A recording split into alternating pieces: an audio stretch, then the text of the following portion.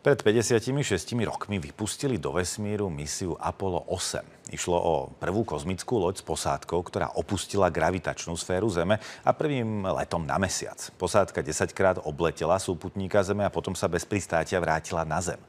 O téme sa budeme rozprávať s Ondrejom Farkašom, podpredsedom Slovenskej organizácie pre vesmírne aktivity. Vítajte, dobrý deň. Dobrý deň, prajem. Čo považujete za najvýznamnejší prínos misie Apollo 8 pre vesmírny program, pre vesmírny výskum?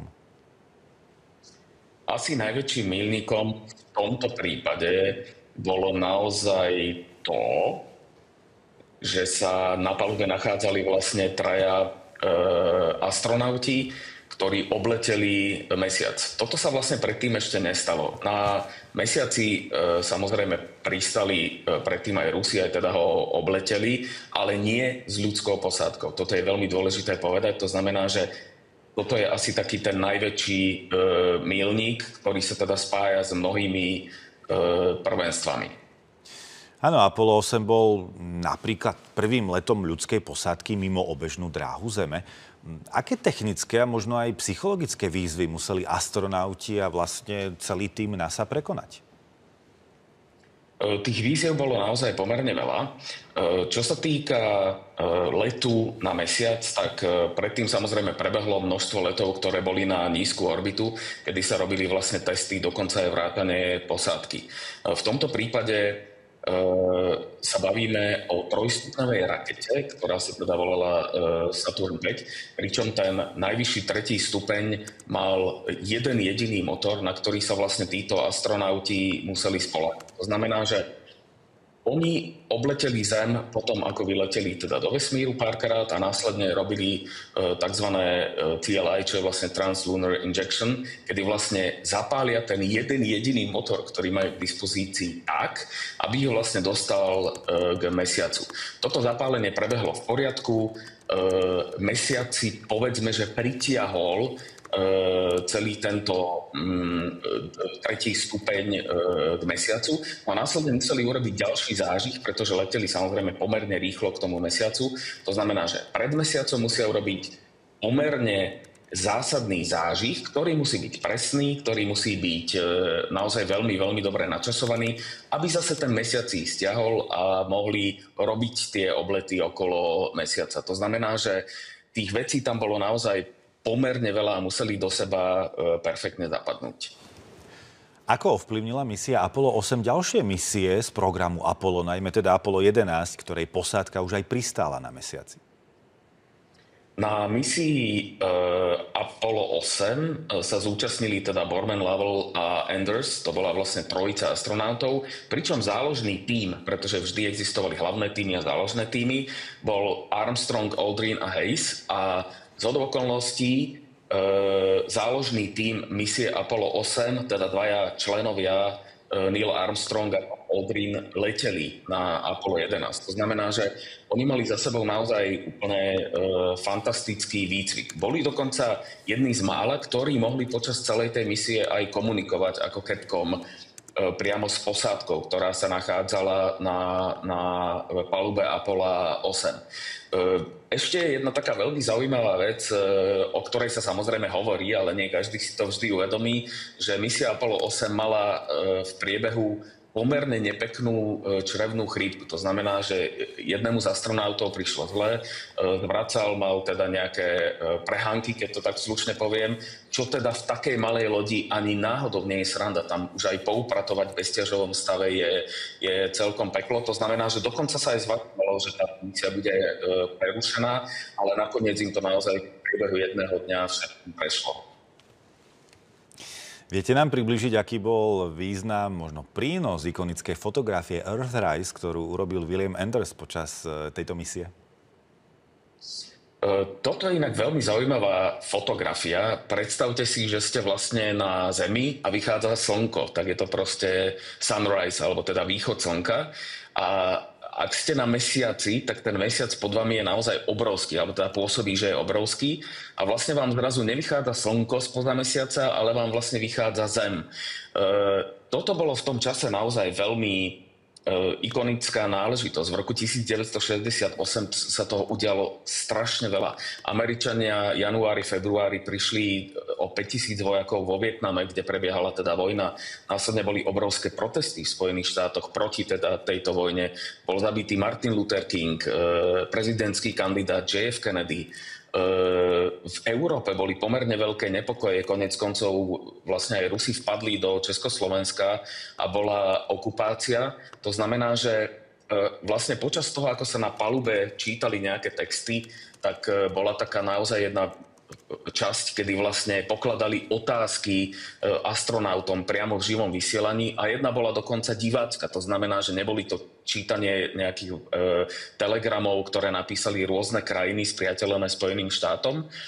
A vlastne jedna taká obyčajná pani napísala astronautom, že vylepšili ste rok 1968, alebo teda opravili ste rok 1968. Tá Zem, keď vychádza spoza toho mesiaca, tam je naozaj vidieť, aká je krehká. Od toho momentu naozaj bolo veľmi veľa enviroaktivít, ktoré sa týkali a ktoré teda propagovali alebo teda táto fotografia propagovala tieto enviroaktivity.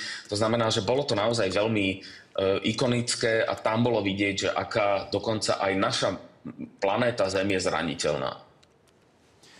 Aká vlastne bola úroveň technológie v čase misie Apollo 8, možno v porovnaní s dneškom? Toto je veľmi zaujímavá problematika. Tie počítače, ktoré sa tam nachádzali, boli naozaj extrémne slabúčké. Bavíme sa o pamätiach, ktoré boli v kilobajtoch. Aktuálne máme pamäte, ktoré sú bežne v gigabajtoch alebo dokonca v terabajtoch. To znamená, že to sú naozaj že milióny násobkov toho objemu alebo teda tej kapacity a to isté vlastne aj výpočtové výkony. Teraz máme rôzne gigahertzové procesory, kedysi sme mali, teda vlastne na misii Apollo 8 boli procesory, ktoré boli taktované v kilohercoch. To znamená, že to boli v princípe extrémne slabé zariadenia, v úvodzovkách teda slabé zariadenia. V dnešnej dobe naozaj mobilný telefón má miliónykrát väčší výpočtový výkon, čo však treba povedať, že dokázali sa s týmto výkonom popasovať natoľko, že to bolo vlastne dostatočné. Že nebavíme sa o tom, že by to bolo málo. Dokonca na tú dobu to bolo obrovské. Takmer polovica všetkej produkcie polovodičov, ktorá bola v Spojených štátoch amerických, išla do vesmírneho programu Apollo.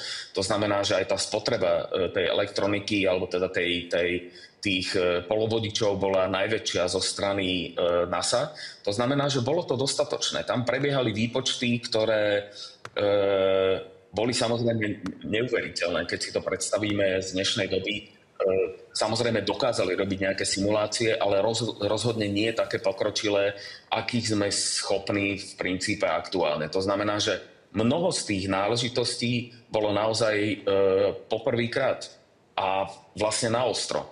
A ešte, čo je veľmi zaujímavé, že vlastne Saturn 5 ako raketa počas celých tých misií Apollo nemala vlastne ani jednu nehodu. A to je naozaj že obrovské šťastie, keďže napríklad aj pri misii Apollo 8 sa hovorilo o tom, že pravdepodobnosť návratu astronautov bola niekde okolo 50%. Takže to riziko bolo obrovské.